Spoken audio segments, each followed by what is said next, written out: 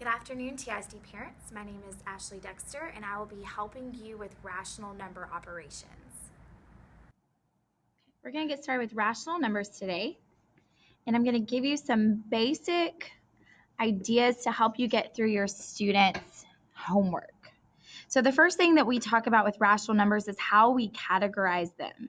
So we call them sets and subsets. And the innermost set is counting numbers, which are also natural numbers. And this is just like how you learned how to count 1, 2, 3, 4, 5, 6, so on and so forth. So these are just basic numbers that you would teach like your toddler how to count. The next set that we categorize numbers into are whole numbers. And the difference between counting and whole numbers is that whole numbers add 0. So I'm just going to kind of keep track along this side of the screen to show you what we're actually adding to each subset. Whole numbers include 0 and then go 1, 2, 3, so on and so forth again. The next set is integers. This is where we add our negatives. So another way to think of this is it's the whole number and then their opposite. So if you have -3, the opposite, of course, is a whole number, and that's +3. -3, -2, 1, 0, these are all integers. And then the final set in rational numbers are rational numbers themselves. And this subset is where we include decimals. So we're going to add in our decimals, and we're going to add in our fractions. And the key about a rational number is that it's a number that can be written as a fraction or a ratio. So this is like 1.5, 1/2, -1/3, 0.3 over score bar. Anything that is not rational, we call that irrational. I'm going to just draw it on a separate little box because it is not rational, it is irrational. So irrational numbers will get you into your 8th grade TEKS. So if you are working with an 8th grade student, they're talking more about real numbers, and they're focused more on the difference between rational numbers and irrational numbers. And an example of irrational would be like pi or infinity or the square root of 2. So something that doesn't have a pattern, something that cannot be defined. If you try to divide any number by 0, you'll get an error on your calculator. That is irrational. So that's how we classify our rational numbers. Where I see most of my students struggle in 6th, 7th, and 8th grade math are with our integers, because it's a really new concept. And when I'm talking about my integers, I'm talking about those positive and negative whole numbers. So -3, -2, -1, 0, 1, so on and so forth. We have a couple of strategies when we work with addition and subtraction. So for addition and subtraction, I'm going to show you 0 pairs, and then I'm also going to show you what this looks like on a number line. So 0 pairs, when I add and subtract, I'll take like -3 plus 2. 0 pairs means I'm going to cancel out a negative with a positive. So if I draw circles, I'm going to do 1, 2, 3 to represent 3 negatives. And then I'm going to add, these are positives.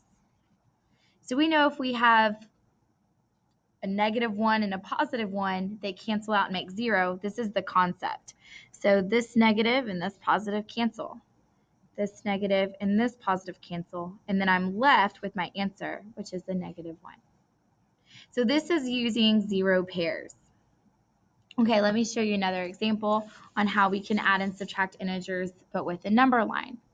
So if I draw a number line, I know my positive numbers are to the right. So these are my positives. I know my negative numbers are to the left. And this is how I teach my kids in class how to set it up. So that way they know that a positive means I'm to the right side of my number line, and a negative or subtraction means I'm to the left side of my number line. That gives us direction when we're looking at adding and subtracting integers. So if I have the operation 2 minus 4, it may confuse you because 4 is too big for 2. But if we use 2 as a starting point, again, remember we talked about here the left side is negative.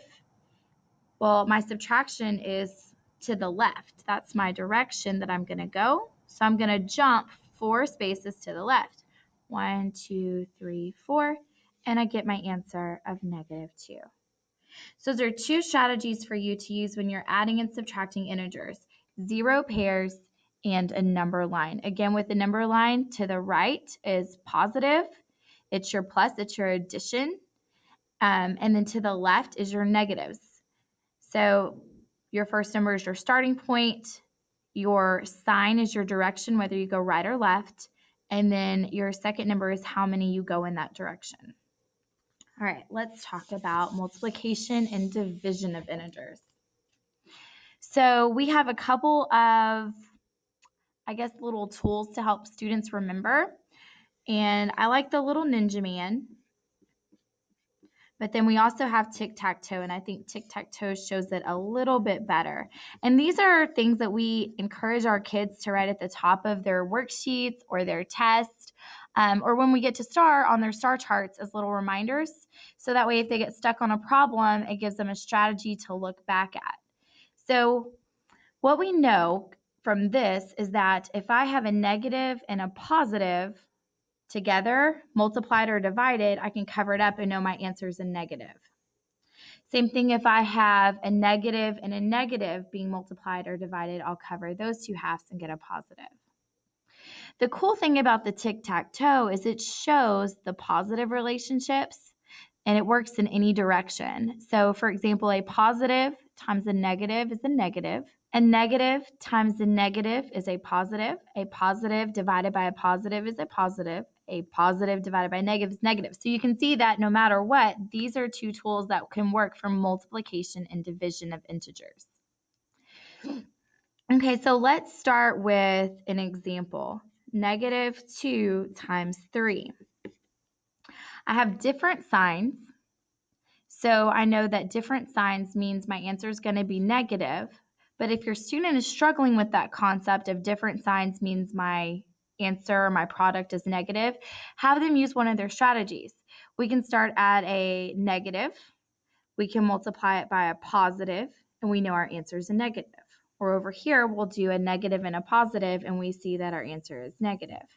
So once you determine what sign you have, then you just multiply your numbers. 2 times 3, -6. And that's your answer. Division works the same way. If I have a -12 divided by a -4, we can use our tools. Negative divided by a negative is a positive.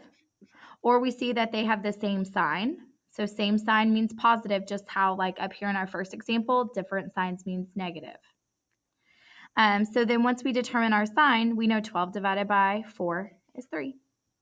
So you have +3. So these are a couple strategies we can use when we are adding, subtracting, multiplying, and dividing integers.